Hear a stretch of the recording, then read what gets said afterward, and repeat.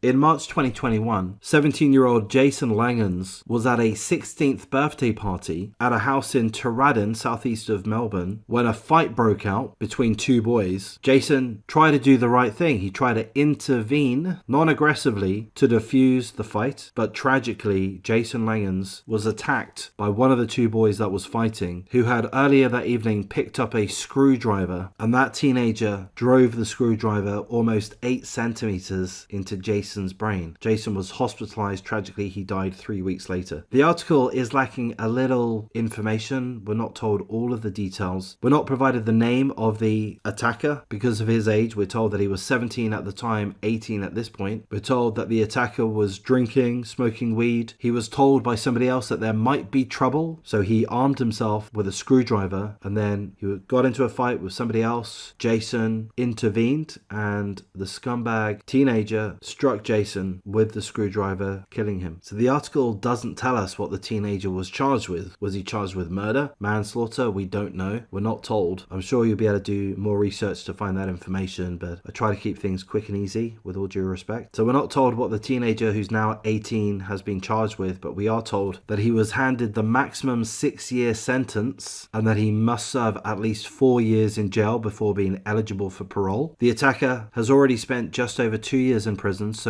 in less than 2 years, the attacker that killed 17-year-old Jason Langhans might be released from prison. Not good enough. Extremely stressful for Jason's family and friends. They deserve justice, and it looks like it's been denied. Again, the article doesn't tell us every last detail. We're not told what the attacker was charged with, what he's been found guilty of. I guess he hasn't been found guilty of murder because the maximum sentence is so low, a maximum of 6-year sentence. Surely you can't be found guilty of murder in Australia and merely get 6 years. That doesn't seem right. So I'm presuming the attacker was charged and found guilty of manslaughter, something along those lines. We're not told. That's pretty much all the information that we do have. Full condolences to the family and friends of the victim, Jason Langhans, 17 years old, at a birthday party in Tooradin, southeast Melbourne, March 2021. A fight breaks out. He tries to intervene. Well, he does intervene, and tragically, that act of bravery cost him his life. Stabbed in the skull with a screwdriver, entering 8 centimeters into his brain, hospitalized, and tragically he dies 3 weeks later. Absolutely awful. Full condolences to all of his family and friends. His life taken away. And the attacker, he has his life merely interrupted. Sentenced to a maximum 6 years in jail, already spent 2 years, so he's going to be out potentially in less than 2 years if he's granted parole.